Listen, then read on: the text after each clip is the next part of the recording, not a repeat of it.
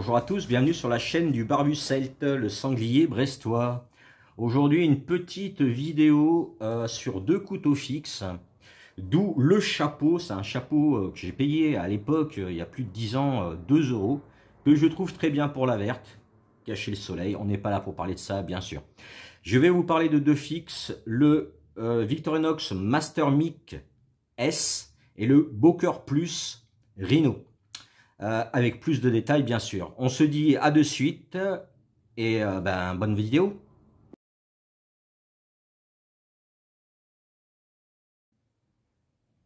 Et nous revoilà pour cette présentation de ces deux couteaux fixes. Vous n'en verrez pas beaucoup, hein, encore une fois je vous le redis.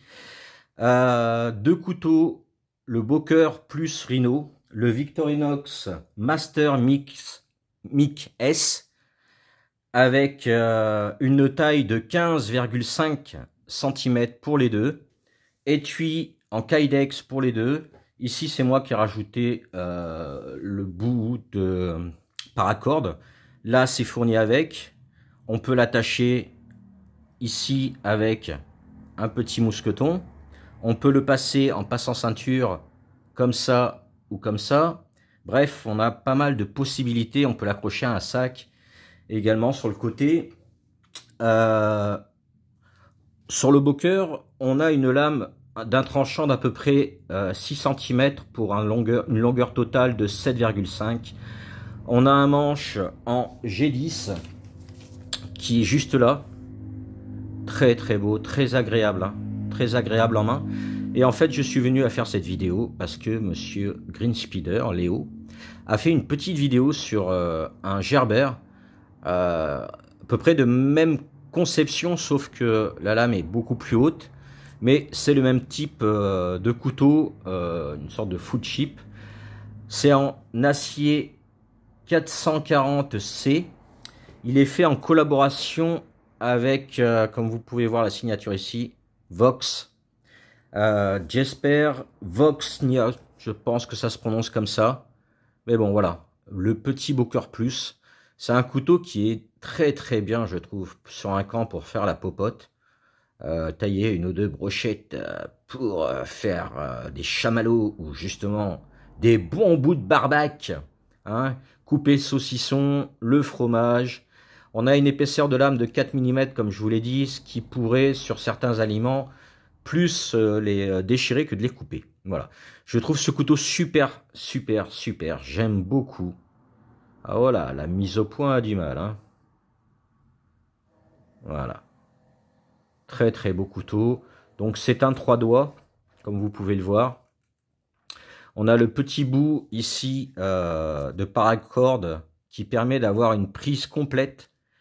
Donc très agréable pour tailler des pointes, pour certains pour bâtonner. Ou ouais, pourquoi pas pour du tout petit bois, pour démarrer un petit feu dans un mini poêle à bois. Vous savez, ceux qui sont en métal qu'on déplie, à la rigueur, ouais, pourquoi pas, pourquoi pas. On fait bien ça avec des Victorinox 111 en mettant la lame à 90.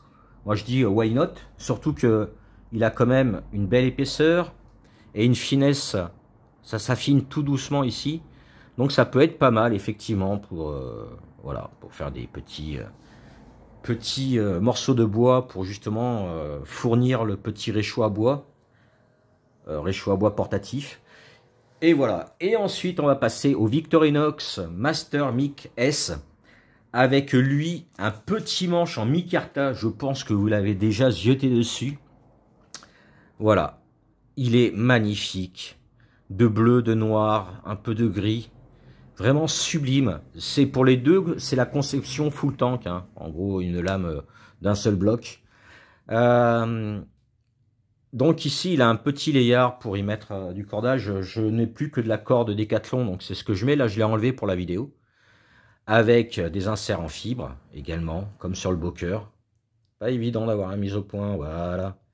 On a une lame qui doit faire 3 mm et des birouettes. Il a un poil plus fin. Et encore, et encore. On doit être autour des 4 mm également. Pour ce couteau. avec une lame Drog Point, un peu mouture scandinave ici. On peut faire plus facilement d'ailleurs du petit bois avec ce couteau. J'ai vu une vidéo sur les Victorinox sur YouTube où la personne fait du tout petit bâtonnage et il fonctionne très bien dû à son émouture fine ici et épaisse ici. Ça pénètre bien dans le bois, hein. J'avais fait la pointe dans du bois vert, soit, mais avec, et franchement, j'étais bluffé. La vidéo n'est plus là, mais bon, c'est pas bien grave.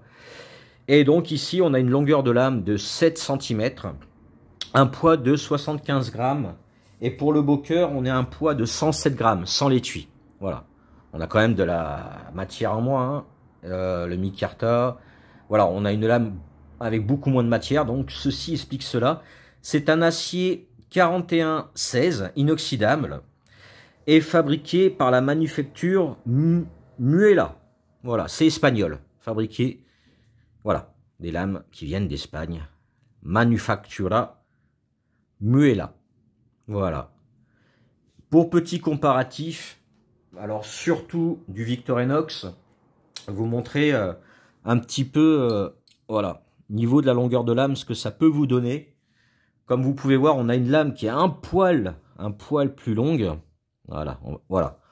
On a à peu près un doigt de différence, mais ici, on a un manche beaucoup plus petit. Donc celui-ci, c'est le Pioneer X, petit couteau suisse, hein, comme d'habitude. Et donc, voilà, une différence d'épaisseur de lame,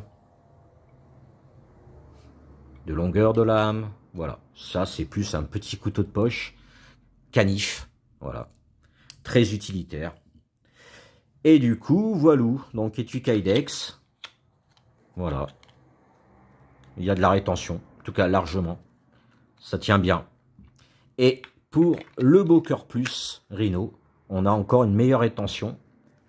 Et du coup, voilà, petite vidéo qui change un peu d'habitude, mais comme je fais une vidéo sur deux, en tout cas j'essaye entre des couteaux suisses et autres, bah là on a un Victorinox, un Boker Plus.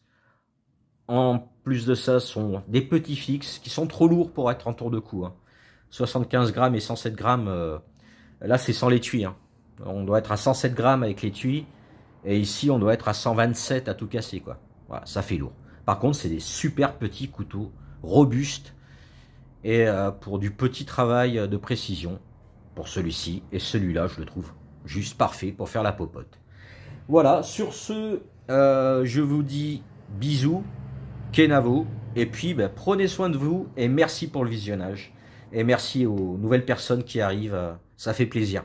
Allez, ciao, Kenavo.